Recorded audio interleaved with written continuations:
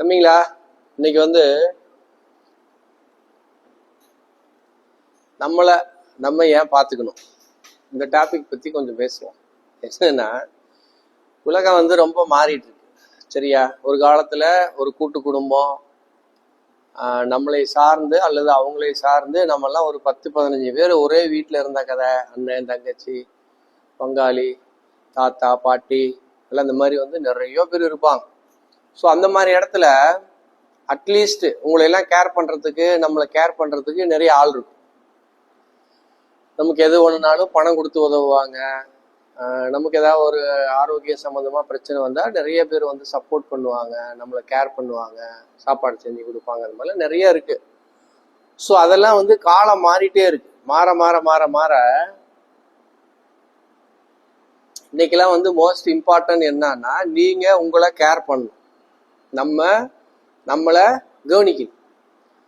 நிறைய பேர் கம்ப்ளைண்ட் பண்ணுவாங்க. என்ன கம்ப்ளைண்ட் பண்ணுவாங்க? என் ஒய்ஃப் என்னை கண்டுக்கல, என் ஹஸ்பண்ட் என்னை கண்டுக்கல, எங்க அப்பா அம்மா என்னை கண்டுக்கல, பிள்ளைங்க எல்லாம் கண்டுக்கல, அவங்களாம் எங்கெங்கேயோ போயிட்டாங்க.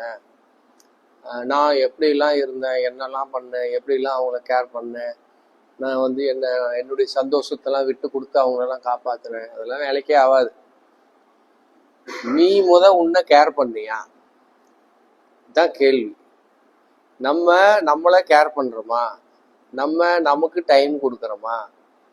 நம்ம ஆரோக்கியத்தை நம்ம எடுக்கிறதுக்கு நம்ம வந்து சரியான உணவு பழக்க வழக்கத்து மேல கவனம் செலுத்துறோமா? உதாரணத்துக்கு ஒன்று சாப்பிட்டாக்கா அது கெடுதல் பண்ணுதுன்னு தெரியும், அதை சாப்பிட்டுக்கிட்டு அப்புறம் பின்னால் வியாதி வந்ததுக்கு அப்புறம், கண் கெட்டதுக்கு அப்புறம் சூரிய நமஸ்காரம் சொல்றாங்கல்ல. கண்ணு நல்லா இருக்கும் போதே சூரியனை பார்த்து அந்த கேங்லியான் செல்ஸ் உள்ள போய் ஆக்டிவேட் ஆகிறதுக்கு பேர் தான் வந்து சூரிய நமஸ்காரம்.